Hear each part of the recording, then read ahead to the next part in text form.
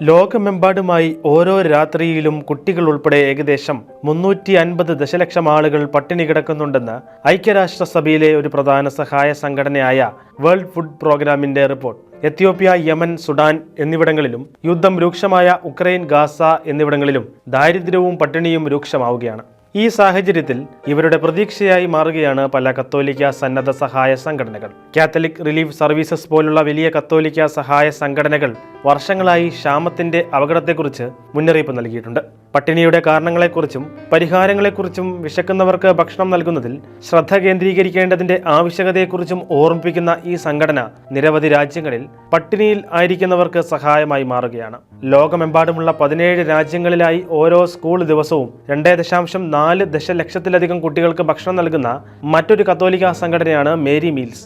Magnus മക്ഫാർ lane ബാരോ ആണ് ഈ സംഘടനയുടെ സ്ഥാപകൻ. ഇന്ന് ദാരിദ്ര്യം രൂക്ഷമായ പല രാജ്യങ്ങളിലെയും കുട്ടികൾക്ക് ഒരു നേരമെങ്കിലും ഭക്ഷണം നൽകുവാൻ ഈ സംഘടനയ്ക്ക് കഴിയുന്നു.